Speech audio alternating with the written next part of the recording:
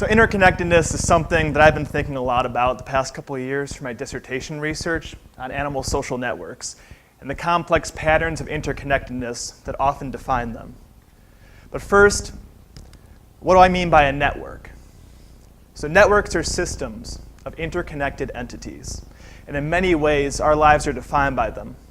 You have airports linked by incoming and outgoing flights. You have the internet connecting billions of computers together worldwide into one interconnected system. You have synapses linking together billions of neurons within your brain, and ecosystems composed of webs of thousands of species interconnected by patterns of predation, parasitism, and symbiotic relationships. And what's more, the complex patterns of interconnectedness in these networks, their structure, can have equally complex effects.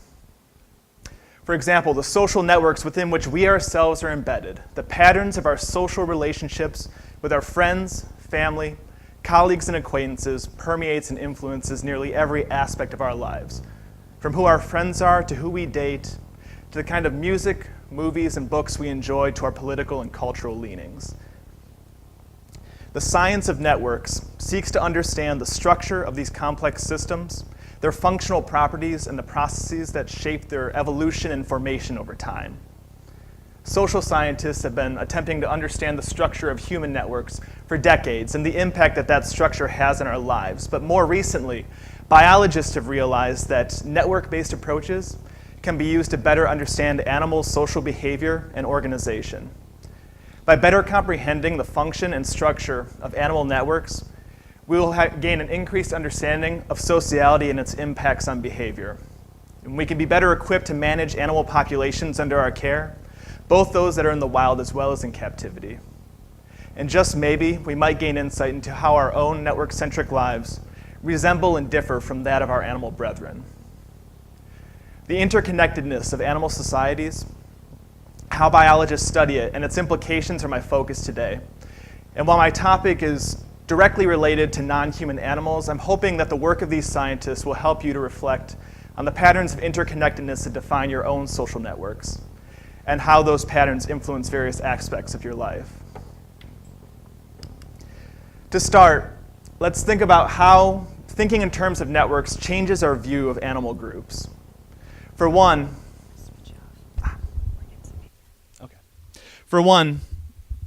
indirect effects can be common in such networks.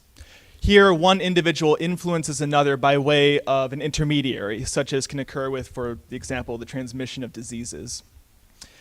Networks can also generate emergent properties, properties that can't be predicted by studying the components of a system in isolation from one another. So as an example, let's imagine we wanted to test the dominance relationships between three individuals, A, B, and C. And when we do this in isolation, we find that individual A is dominant over both individuals B and C. So we might then predict that, if we tested these relationships in the context of an entire group where all three individuals are free to interact, that those same relationships would hold. But what if individuals B and C now join in a cooperative alliance and turn the tables on A? This outcome would not have been predictable by examining these relationships in isolation. It's only when we examine social behavior in the context of an entire network where cooperation and interference and competition can occur can we study indirect effects, emergent properties, and many other social processes. Scientists who study networks are often interested in how the structure of those networks influence these processes. For example, epidemiologists are very interested in how the structure of human social networks facilitates or inhibits the flow of disease between individuals. Information can also flow between individuals in a process known as social learning. Now, as humans, we're intimately familiar with social learning since we're doing it pretty much all the time, and we're extraordinarily adept at it. But animals also engage in this behavior, if not with the same level of complexity as us. Nevertheless, this has been difficult to study in wild populations. Lucy Aplin and her colleagues at the Edward Gray Institute for Field Ornithology in the UK set out to examine social learning in a wild bird population and to determine what role their social networks played in this process. Wild great tits, which are a type of songbird, were tagged with electronic devices that allowed the researchers to track their movements over time and build up a network of their social relationships. Several of these birds were then captured and brought into the lab, and they were presented a puzzle box that they could open in one of two ways, either by sliding a red door to the right or a blue door to the left to get the food within. Except these puzzle boxes were rigged so that half the birds could only open it with one of those options, red or blue door, and the other half could only open it with the other. And once they had learned this task, once they were trained, they released these individuals back into the wild. And then they set up puzzle boxes in the woods with cameras to record bird visits. So you can see one of the puzzle boxes there with a great tit perched in front of it. But this time, those boxes could be opened by either method, red or blue door. Well, it turns out that whichever method a bird had learned in captivity, that was the method the rest of its population learned. And keep in mind, none of the other birds had ever seen these boxes before, and both options, equally difficult to learn, were now available for them to learn and use.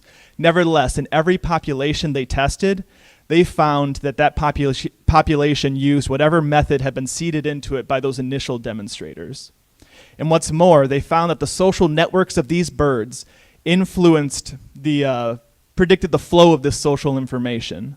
The solution to the puzzle flowed along those social connections, such that birds that had close associations with the solvers were the ones most likely to next learn the solution to these tasks. You can see the social network for two of the populations they studied. For clarity, only the very strong social relationships are being shown. The yellow individuals are individuals who are the initial trained demonstrators. The red individuals are birds that have learned the solution in the wild, and the black individuals are those who have not yet figured out how to open these boxes. And you can see how the colors cluster together. What you have are clusters, dense clusters of red individuals where the solution to this task is spread throughout the cluster. And then you have these clusters of black individuals representing communities where the solution is not yet reached. A novel behavior was established in these populations and was transmitted by their social networks. In my own research, I'm interested in similar questions regarding how the structure of animal networks influences social learning patterns between individuals, except rather than birds, I work in the lab with small groups of guppies. So in one of my projects, I wanted to look at how social familiarity between guppies influenced the structure of their shoaling networks, who is shoaling with who, and how that might influence social learning patterns between group members. Social familiarity is the ability of animals to recognize specific individuals and then respond appropriately to them. So what I found was that if I had a group made up entirely of familiar individuals who all knew one another, they formed a much more differentiated shoaling network where some individuals were preferring to shoal with some individuals and then avoid others completely. Conversely, when you had groups made up of unfamiliar individuals or in mixed shoals of both familiar and unfamiliar fish, the networks were much more homogeneous, and fish didn't really have preferred partners. They were just as likely to shoal with one individual as with any other. When I gave these shoals a hidden food source that they could find, information about the location of that food source spread most rapidly through the shoals containing unfamiliar fish. The relatively even distribution of social relationships in these groups facilitated a rapid spread of social information throughout the group. Social network analysis lets us link individual behavior to group-level structure and group-level function. In these groups, the behavior and characteristics of individual guppies shaped their group-level structure, and then this group-level shoaling structure in turn influenced how quickly information could flow through the group. I'd like to leave you with one last example of how social network analysis is letting us understand the complexities of animal social life. In Laguna, Brazil, a cooperative relationship has arisen within and between species, between artisanal fishermen and bottlenose dolphins. And what happens is the dolphins will herd schools of fish towards the shoreline straight into the waiting nets of the fishermen and even signal to the fishermen when and where they should cast their nets by slapping the water in characteristic ways. And both the dolphins and the fishermen get a nice bounty of food from this interaction. But as it turns out, not all the dolphins in this population practice this behavior. Fabio Dora Jorge and his colleagues set out to determine what were the patterns of interconnectedness in this dolphin network and how this related to this cooperative behavior. What they found was that there were 3 social communities, and you can see them up here with white, gray, and black nodes. So the dolphins within a community shared especially strong relationships with one another. And only one of these communities actually practiced this cooperative behavior. So you can see that with the circles are the cooperative dolphins and the squares are the non-cooperative dolphins.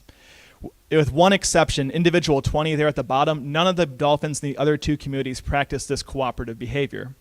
So it remains unknown why it is that this is the case, since all three communities exist in the same area, but nevertheless there is a strong interplay between the structure of this dolphin network and the use of a cooperative behavior involving interspecies cooperation. So I hope I've shown you today how animal networks can often be defined by complex patterns of interconnections, and these patterns can often drive a number of processes such as how information and disease flow through a population, as well as patterns of cooperation and aggression. Social network analysis lets us explore the interactions between individual behavior and group-level structure and function. A complete understanding of social behavior will only be possible when we study it in explicit social context, and the work I've described today has brought us a few steps closer to this understanding.